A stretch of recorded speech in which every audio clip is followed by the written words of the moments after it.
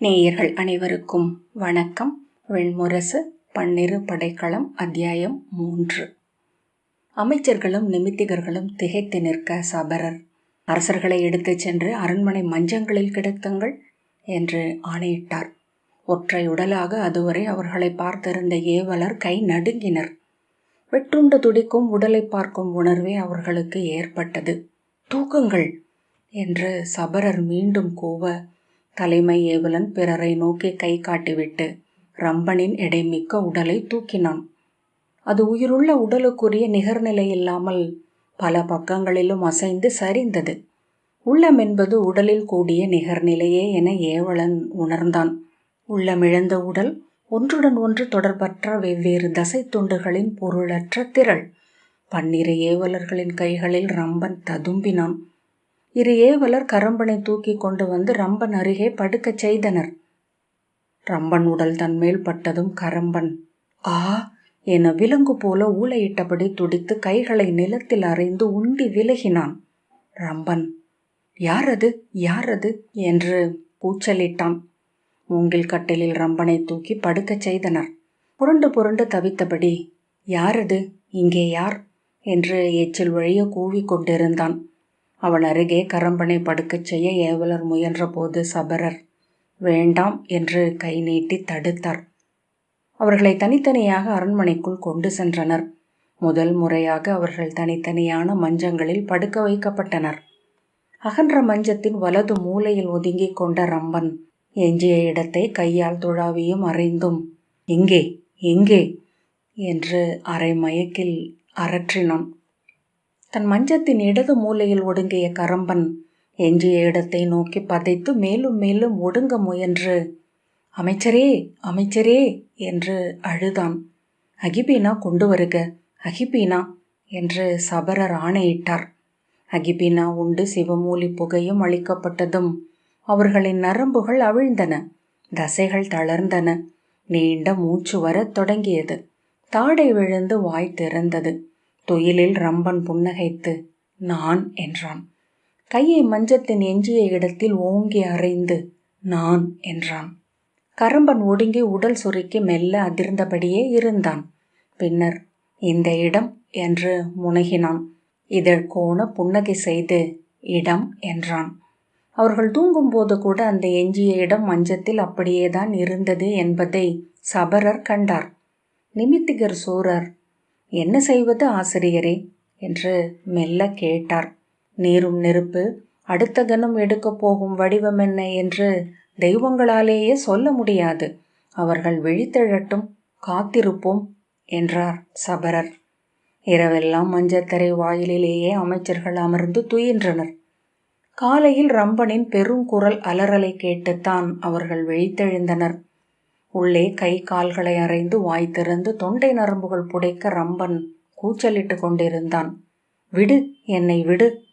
அறியா சரடுகளை அவிழ்க்க விழைபவன் போல் அவன் திமிரி எழுந்து மீண்டும் விழுந்தான். அப்பால் கரம்பன் விழித்து கொண்டு ரம்பனை நோக்கி இழித்து கொண்டிருந்தான். ரம்பன் கட்டுக்கள் கட்டுக்கள் என்று கூவியபடி மஞ்சத்திலிருந்து எழ முயன்று மறுபக்கம் சரிந்து விழுந்தான்.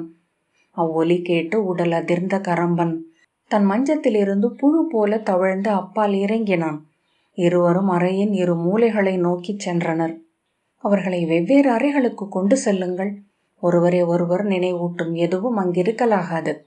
அவர்களின் உள்ளம் இவ்வுலக விளைவுகளை நோக்கி செல்லட்டும் என்று சபரர் ஆணையிட்டார். அவர்கள் இருவரையும் தனித்த ஆளுமைகள் என்றே எண்ணி பேசுங்கள். மூத்தவரே என்றும் இளையவரே என்றும் கூட அழைக்க வேண்டியதில்லை. ஒருவர் உலகில் இன்னொருவர் இல்லாதவரே ஆகுக.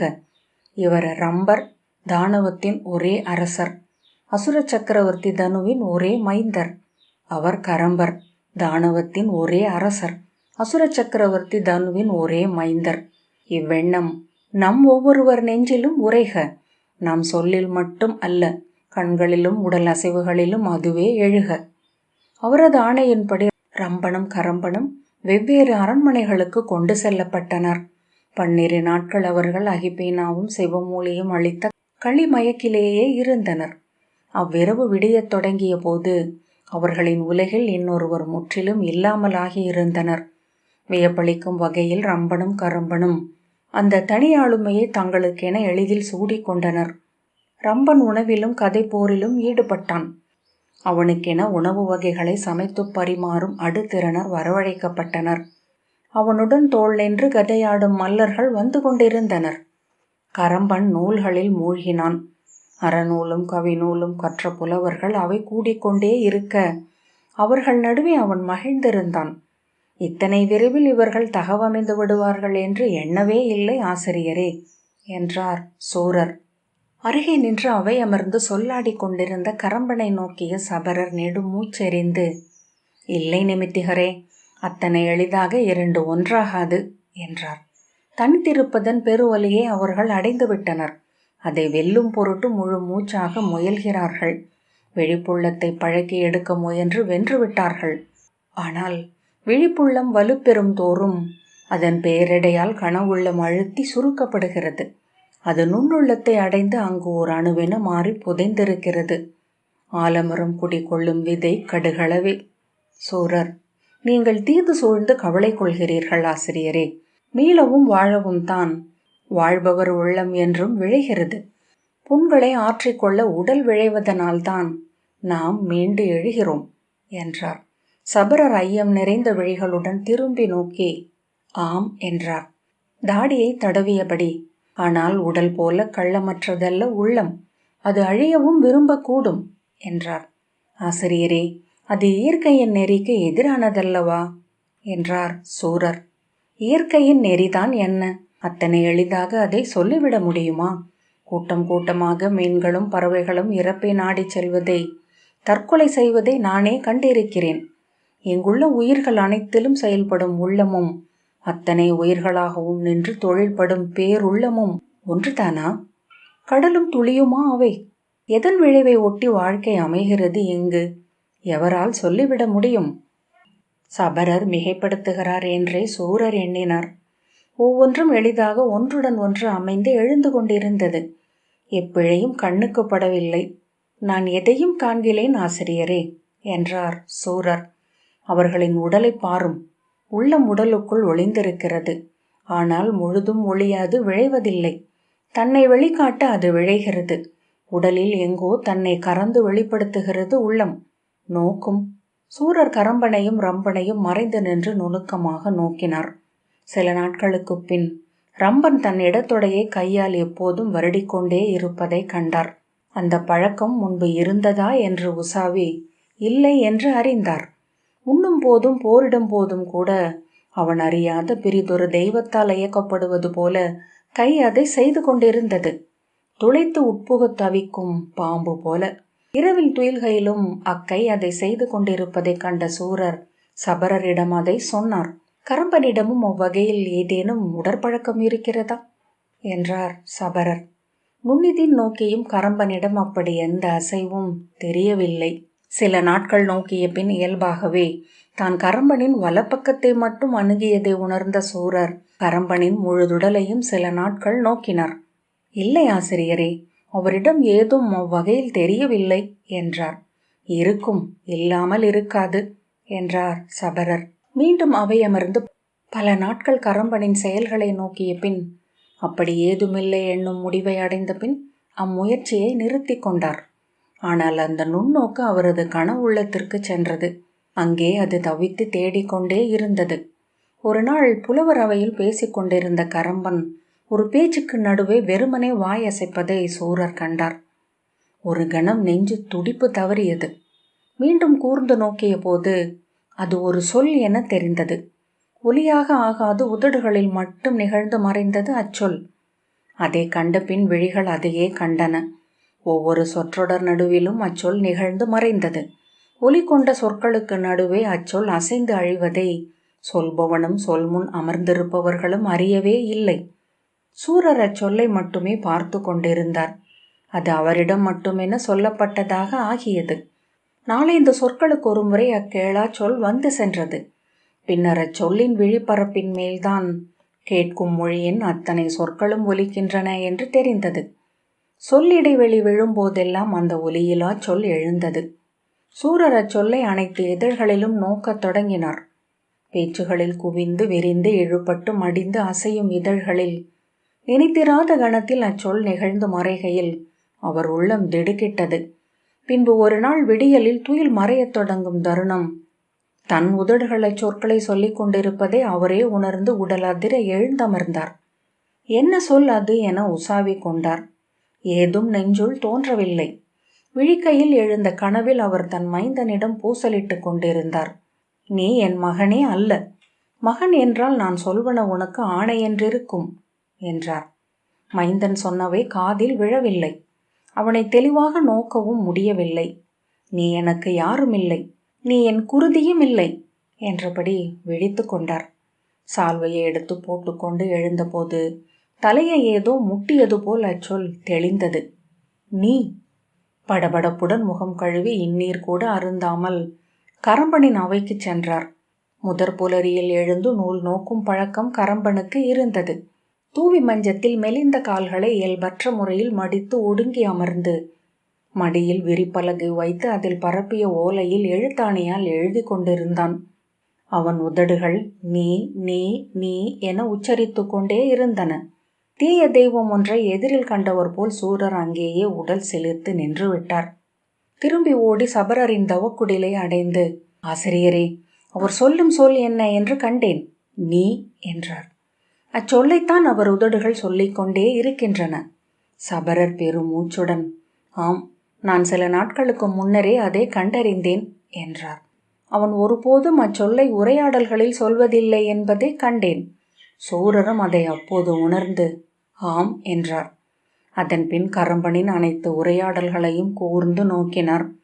அவனுடைய உரையாடல்களில் இயல்பாகவே அச்சொல் இல்லாமல் ஆகிவிட்டிருந்தது. அவன் அதை தவிர்க்கவில்லை. அது தானாகவே மூழ்கி மறைந்திருந்தது. சூரரும் சபரரும் அச்சத்துடன் காத்திருந்தனர். ஆனால் அனைத்தும் இயல்பாகவே நிகழ்ந்தன. பிறிதொருவர் இருப்பதையே அறியாதவர்களாக ரம்பனும் கரம்பனும் தங்கள் மாளிகைகளில் வாழ்ந்தனர். தனித்தனியாக அவை கூட்டி தனித்தனியாக நாடாண்டனர். அவர்களுக்கு தனித்தனியாக இளவரசிகளை மனம் புரிந்து வைக்க வேண்டும் என்று அமைச்சர்கள் சொன்னார்கள். சபரர், அதுவும் நல்லதே, நன்மை நிகழ நாம் தெய்வங்களுக்கும் வாய்ப்பளிக்க வேண்டும் என்றார். நிமித்திகர் சூரர், ஆனால் அவர்களின் பிறவி நூல்குறிகள் நன்று எதையும் சுட்டவில்லை ஆசிரியரே என்றார். நன்று நோக்கி செயலாற்றுவதொன்றே நாம் செய்யக்கூடுவது என்றார் சபரர். நன்றும் தீதும் தெய்வங்கள் முடிவெடுப்பவை. ஒவ்வொன்றும் நன்றென்றே சென்று கொண்டிருக்கையில் அதுவரை இருந்த கூர்த்திட்டங்கள் அவிழத் தொடங்கின. மங்கள சண்டியன் ஆலயத்தில் காலை பூசணைக்கு முதல் முரசு ஒலிக்கையில் கரம்பன் சென்று வழிபடுவதே வழக்கம். அவனை மறுபக்கம் இருந்த பாதை வழியாக அரண்மனைக்கு கொண்டு செல்லும் போது இரண்டாவது முரசு முழங்கும். ரம்பன் அன்னையை வணங்க அழைத்து வரப்படுவான். ஒரு நாள் முதல் முரசு முழங்கியதை இரண்டாம் முரசு என்று எண்ணி ஏவலர் ரம்பனை அன்னை முன் கொண்டு வந்து நிறுத்தினர்.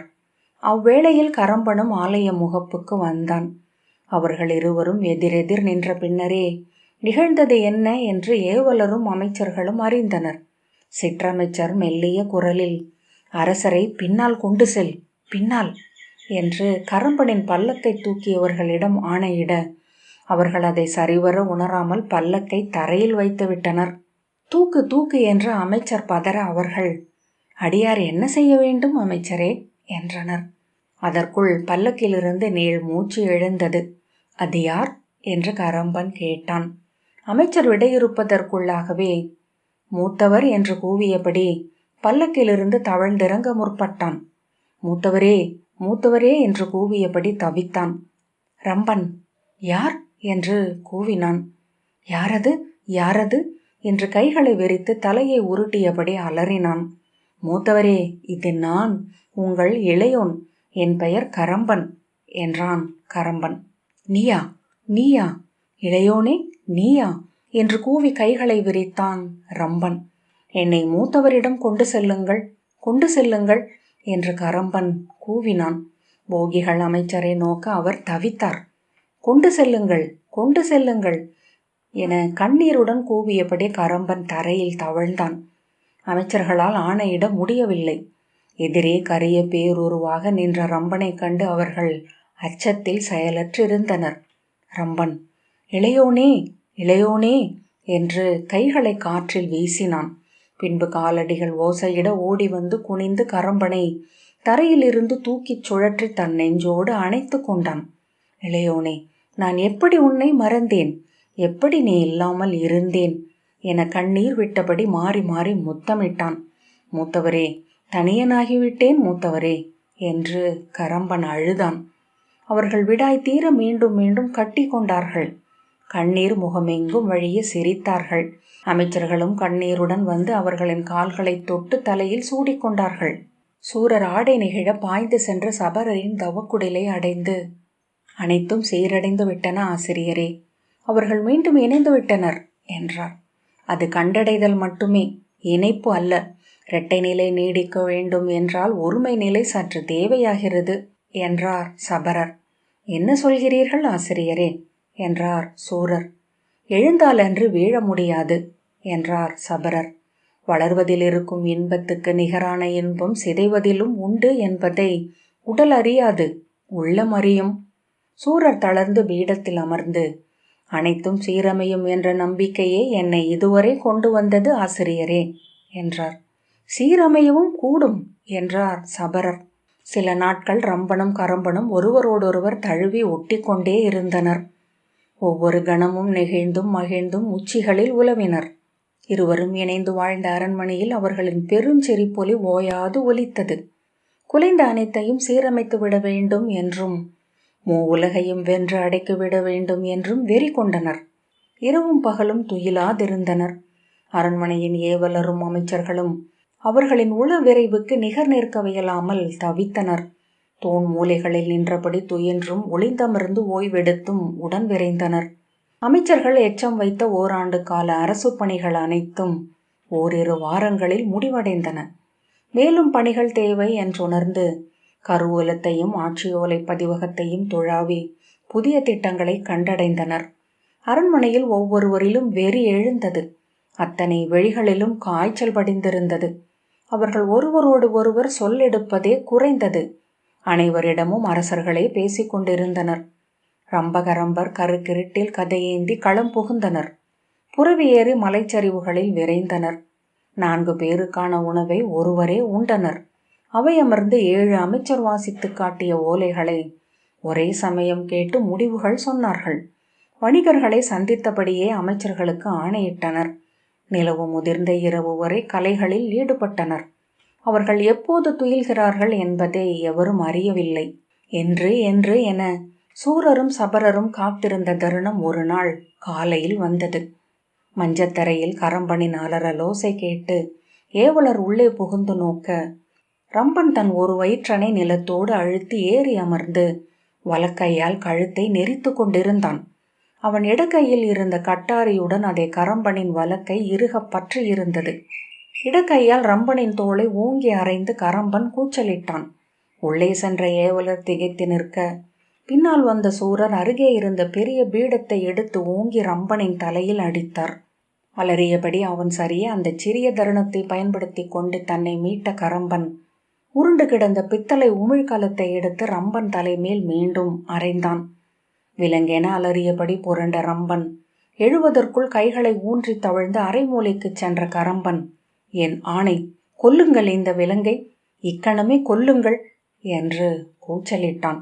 ரம்பன், அவனை என்னிடம் பிடித்து கொடுங்கள், புழு, இழிந்த புழு என்று பற்கள் கெட்டிக்க கூவினான். சூரர் ஆணையிட ஏவலர் கரம்பன் மேல் பாய்ந்து பற்றி இறுக்கி பட்டு துணிகளால் கை கால்களை சேர்த்து கட்டினர். ரம்பனை கட்டிச் சென்ற இருவர் தூக்கி வீசப்பட 12 ஒரே சமயம் அவன் மேல் பாய்ந்து இறுக்கினர். சூரர் பீடத்தின் உடைந்த கால்களால் அவன் தலையை அரைந்து கொண்டே இருந்தார். தலையுடைந்து குருதி வழிய மெல்ல அவன் தளர்ந்த போது ஏவலர் அவனையும் துணிகளால் இறுக்கி கட்டினர். அவன் மூக்கின் கீழே சிவமூலி புகை காட்டி மயங்கச் செய்து தூக்கிச் சென்றனர். இருவரையும் அவர்களின் பழைய தனி அரண்மனைகளுக்கே கொண்டு சென்று படுக்கச் செய்தனர். அவர்கள் விழித்தெழுகையில் தோள் வழுத்த ஏவலரும் மருத்துவரும் உடனிருக்க வேண்டும் என சபரர் ஆணையிட்டிருந்தார். அவர்கள் காலையில் மஞ்சத்தருகே காத்திருந்தனர்.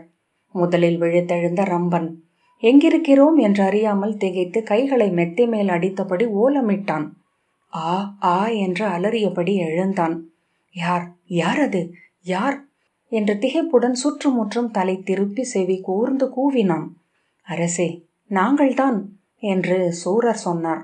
யார் யார் என்றான் ரம்பன்.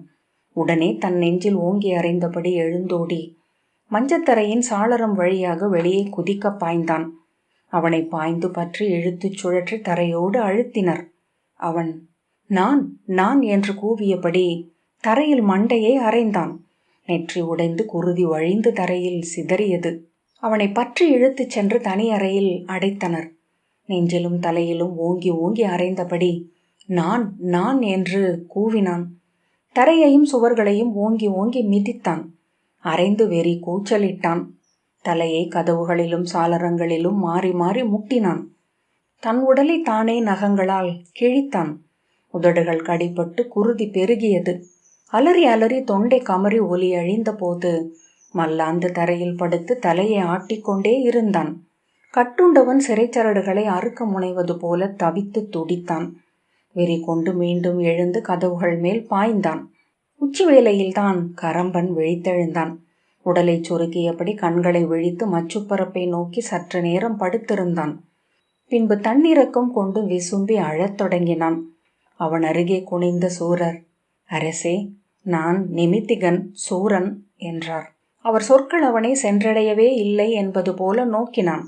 சிந்தனைகளுக்கு நடுவே இருந்த தொடர்பு அறுபட்டு விட்டது போல விழிகள் மட்டும் உருள உடல் சோர்ந்து மஞ்சத்திலேயே இருந்தான். அவனை தூக்கிச் சென்று நீராட்டினர். உணவூட்டப்பட்டதும் உண்டான். பேசப்பட்ட எதையும் உள்வாங்கவில்லை. அவன் விழிகளுக்கு பின்னால் ஆன்மா இல்லையோ என்ற ஐயத்தை சூரர் அடைந்தார். கரம்பன் அறைக்குள் புகுந்த கருவண்டு ஒன்று அவனை சுற்றி சுற்றி வந்ததைக் கண்டு அவன் அசையாமல் அமர்ந்திருப்பதை சூரர் கண்டார். அவன் விழிகள் அதை தொடர்ந்தன. உடல் பதறி கொண்டிருந்தது. ஆனால் கையை தூக்கி அந்த வண்டை துரத்த அவனால் முடியவில்லை. குரல் கொடுக்கவும் இயலவில்லை. கைகள் சோர்ந்தவை போல இரு பக்கமும் கிடக்க நோக்கியபடி அமர்ந்திருந்தவனைக் கண்டு ஏவலன் ஓடி வந்து வண்டை துரத்திய போது அவன் உடல் ஆறுதல் கொண்டு நெகிழ்ந்தது. தொண்டை ஒரு சொல்லுக்கென அசைந்தது. ஆனால் ஒலி எழவில்லை. ரம்பன் தனியறையிலேயே கிடந்தான். அவனுக்கு அளிக்கப்பட்ட உணவை அருந்தவில்லை. விடாய் கொண்டு அவன் நீர் கேட்கும் போது வெல்லம் சேர்த்த பால் அளிக்கும்படி சபரர் ஆணையிட்டிருந்தார். அதை மட்டுமே உண்டு அவன் உடல் உயிர்த்தது. 1 மாத காலம் கடந்து மெலிந்து எலும்புருவான ரம்பன் வெளியே கொண்டு வரப்பட்டான். அவனை கண்காணித்தபடி எப்போதும் ஏவலர் உடன் இருந்தனர். தன் தலையின் வலப்பக்கத்தை காதுக்கு மேல் வலக்கையால் தட்டி கொண்டே இருந்தான். காதுக்குள் நீர் சிக்கி கொண்டது போல தலையை உதறினான். நிலையற்ற அறைக்குள் சுற்றி சுற்றி வந்தான். திடீரென்று நின்று ஆ என்று அலறினான். காதை கையால் தட்டி கொண்டு யார் யார் அது யார் என்று கூச்சலிட்டான்.